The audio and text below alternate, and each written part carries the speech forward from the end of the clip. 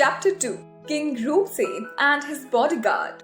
Vikram was the name of a king. He ruled over a city on the banks of the Godavari river. He was very famous for his bravery and courage. People loved him because he always rendered justice. Vikram or Betal draws its inspiration from Betal Pachisi, which is a collection of tales penned by the 11th century Kashmiri poet Somdev Bhatt. The tales unfold as the ghost Betal shares his narratives with King Vikramaditya. King Vikramaditya once again caught hold of Betal and, carrying him on his shoulder, started walking. Betal started telling him the story. There was a city named Vardhaman. King Roop Sen of Vardhaman was very kind, noble and generous. In his city lived a brave man named Veervar. He was not earning anything and was always busy doing physical workout.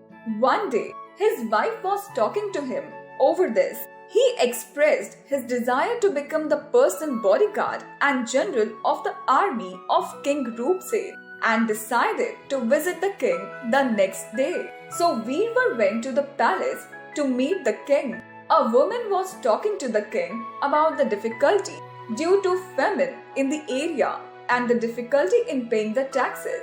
The king excused his subjects from paying the taxes and asked his ministers to assist his subjects from the state treasury.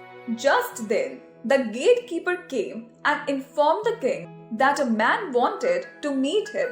King Roop Sen asked him to give the man water if he was thirsty, food to eat if he was hungry, and give grass to his horse, and he would see him shortly.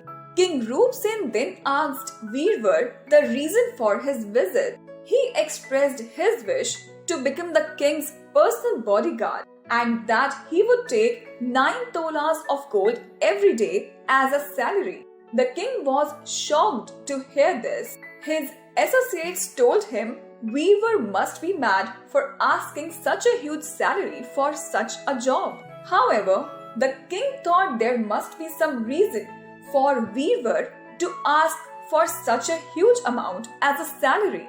King Roop Sen asked Weaver if he could prove he was worth being paid such a large salary.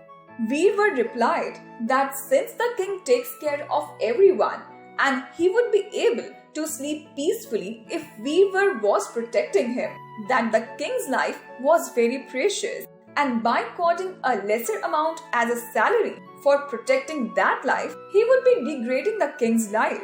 The king then asked him to exhibit proof of his skill. Weaver exhibited his skill. The king was impressed and so appointed him as his personal bodyguard. Veervar took 9 tolas of gold home the first day. His wife asked what was the need for them to have so much wealth. Veervar advised her to donate half of it to the poor, 1/4 to be spent on Brahmins, saints, and hospitality for the guests who visited their house, and the rest they could keep for themselves and their children. Veervar continued serving the king with great devotion. One night, while Veervar was guarding his emperor, he heard a woman crying from a great distance off.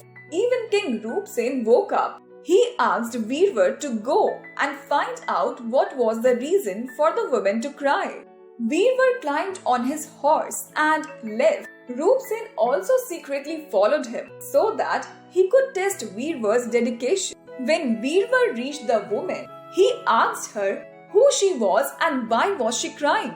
She replied that she was Raj Lakshmi of the state. She further said that she has to leave the state as Kal was going to eliminate King Roop Sen and the state would also be eliminated.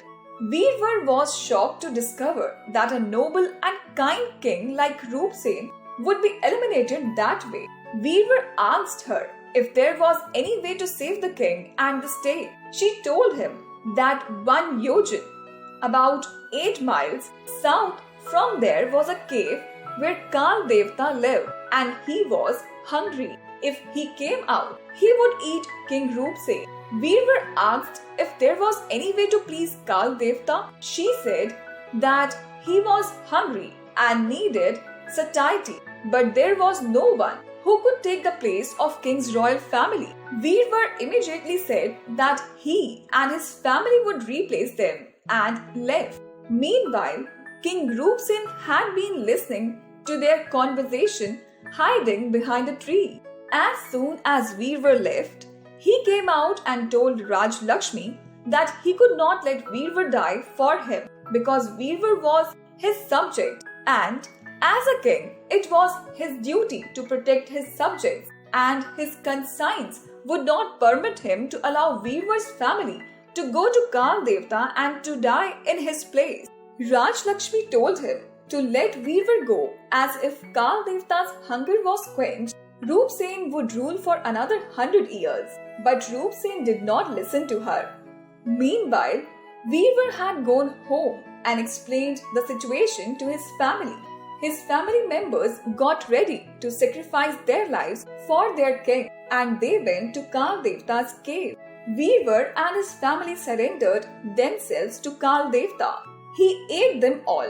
Just then, Roop Sen arrived there. Kal Devta was pleased with him for sending Veervar's family in his place. But Roop Sen said that it was not fair to have innocents sacrificed. He also entered Kal Devta's mouth. Betal then asked King Vikramaditya. Veervar had sacrificed his life for his master, and the king had no greed for his life. Both were great, but who was the greater of the two? Whose sacrifice was greater? If Vikram did not answer, even after knowing the answer, he would kill him.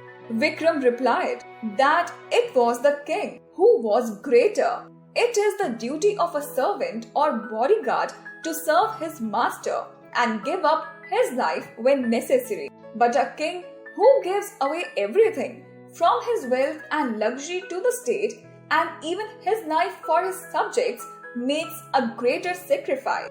Vikram then asked Betal to finish this story. Betal laughed and said that there was no Kal Devta and no death. It was just an illusion created by Raj Lakshmi to test the dedication of Veervar, who took 9 tolas of gold every day as salary, and all of them came out of it alive.